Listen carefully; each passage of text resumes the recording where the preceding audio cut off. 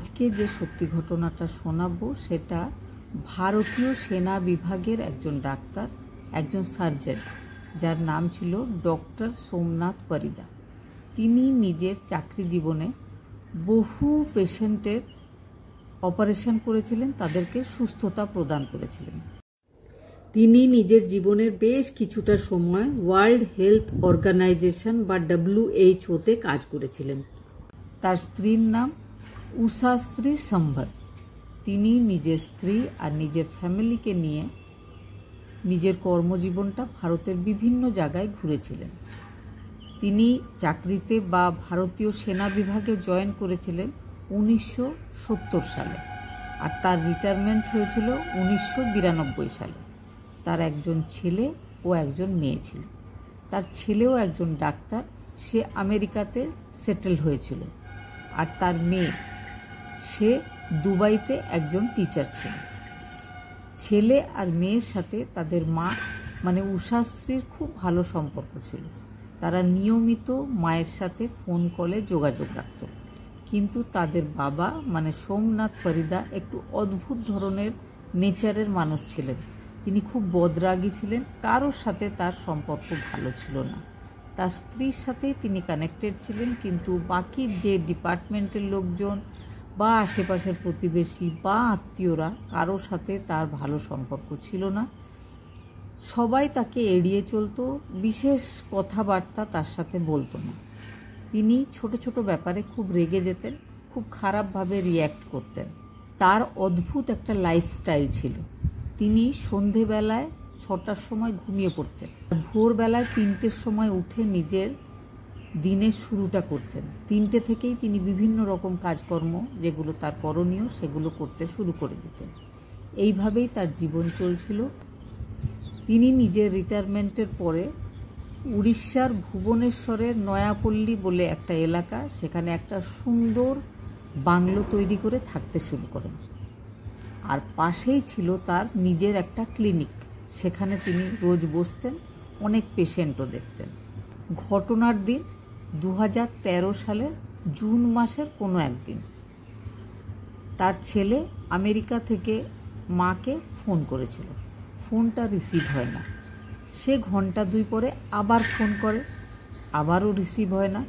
এইভাবেই সে সারাদিনে 2-3 বার ফোন করেছিল নিজের মাকে।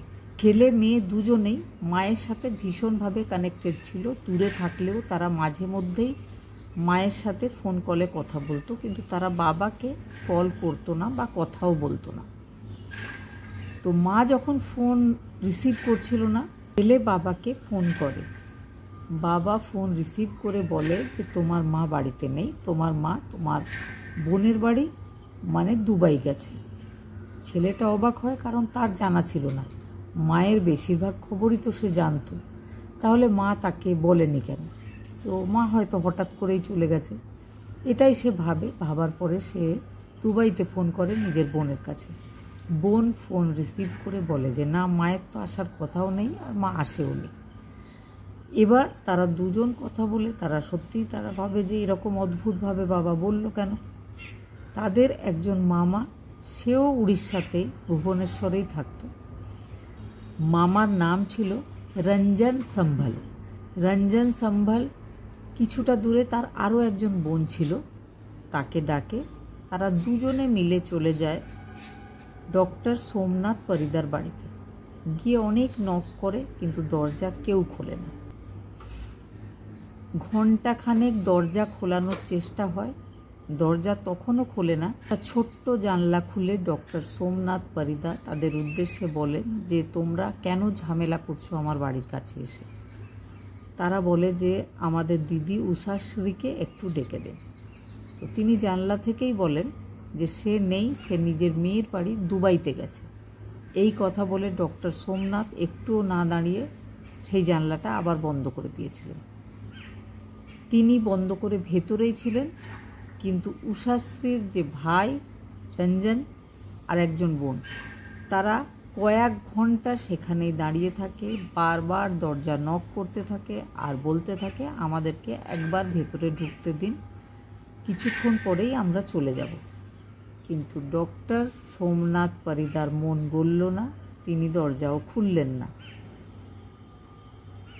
উষাশ্রীর ভাই আর বোন বাইরে অনেকক্ষণ দাঁড়িয়ে থাকার পরে তারা পুলিশ স্টেশনে খবর দেয়, ঘটনাটা জানায়।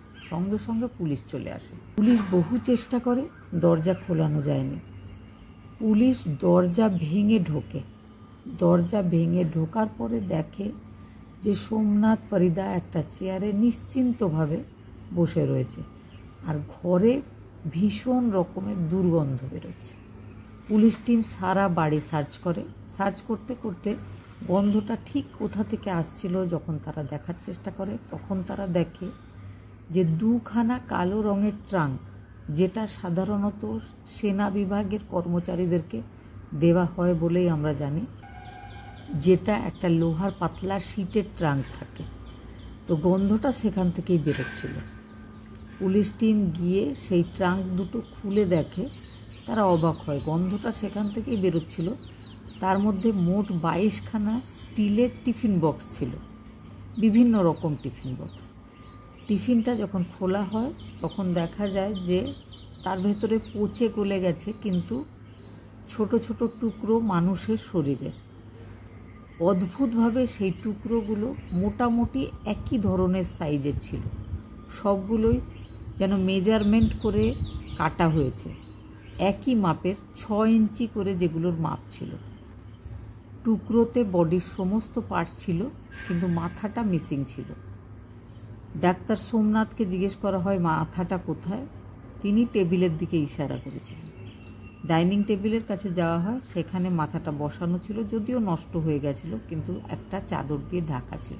তাকে জিজ্ঞেস করা হয় যে মাথাটা আপনি এখানে রাখলেন কেন। তখন সে বলে সে প্রত্যেক দিন নিজের স্ত্রীর সাথে কথা বলে, এই কথা বলতে হবে বলেই তিনি মাথাটাকে টেবিলের ওপরে রেখেছিলেন। টেবিলের ওপরে একটা চাদর দিয়ে ঢাকা দিয়ে তিনি রেখেছিলেন, আর তিনি বলেন তিনি প্রত্যেক দিন স্ত্রীর সাথে বসে এখানেই কথা বলেন। ডক্টর সোমনাথ পরিদার স্ত্রীর বডিটা উদ্ধার হয়ে গেছিল। মোট 22খানা টিফিন বক্সে 6 ইঞ্চির টুকরো 300খানা টুকরোতে তিনি রেখেছিলেন। ট্রাঙ্কটা পুলিশ নিয়ে চলে যায়, সঙ্গে মাথাটাও নিয়ে যায়। ডক্টর সোমনাথ পরিদাকে অ্যারেস্ট করা হয়। অ্যারেস্ট করার পর জিজ্ঞাসাবাদ হয় যে এই রকম ঘটনা তিনি কেন ঘটিয়েছেন। তিনি বলেন তিনি কিছুই করেননি, তার স্ত্রী শিরডি সাই বাবার ভীষণ রকম ভক্ত। সাই বাবার যে মূর্তি রয়েছে সেটার কাছেই তিনি বারবার নিজের মাথা ঠুকে নিজের প্রাণ ত্যাগ করেছেন। তার স্ত্রী তাকে বলেছিল যে তার যে শেষকৃত্য সেটা যেন শিরডিতেই করা হয়, সেই জন্য তিনি শিরডি নিয়ে যাবেন বলে এই টুকরোগুলো করেছেন, যাতে তার স্ত্রীকে নিয়ে যেতে সুবিধা হয়। এটা একটা অদ্ভুত রকমের উত্তর ছিল। পুলিশ টিম কিন্তু এটার উপর একদম বিশ্বাস করেনি। জিজ্ঞাসাবাদ চলতেই থাকে। শেষ পর্যন্ত তিনি পুলিশ টিমকে জানিয়েছিলেন যে তিনি নিজের জন্য যে ক্লিনিকটা খুলেছিলেন সেটাতে একটা মহিলা কর্মচারী রয়েছে। তার স্ত্রী সন্দেহ করত যে ডক্টর পরিদার সাথে ওই মেয়েটির কোনো একটা অবৈধ সম্পর্ক রয়েছে, যেটা নিয়ে তার সাথে তার স্ত্রীর মাঝে মাঝেই ঝগড়া হতো। ঘটনার দিন মানে 3 জুন 2013, সেদিনও তার স্ত্রীর সাথে তার এই রকমই একটা ঝগড়া হয়েছিল। ঝগড়াতে ডক্টর সোমনাথ এতটাই উত্তেজিত হয়েছিলেন যে পাশে রাখা একটা স্টিলের ভারী টর্চ দিয়ে নিজের স্ত্রীর মাথায় আঘাত করেছিলেন। আঘাতের পর তার স্ত্রী মারা গেছিল। তিনি বাইরে থেকে কোনো নতুন যন্ত্র কিনে আনেননি। তিনি একজন সার্জন ছিলেন, আগেই বলেছি। তিনি নিজের সার্জিক্যাল যে যন্ত্রপাতি ছিল সেগুলো দিয়েই নিজের স্ত্রীকে বিভিন্ন টুকরে কাটেন।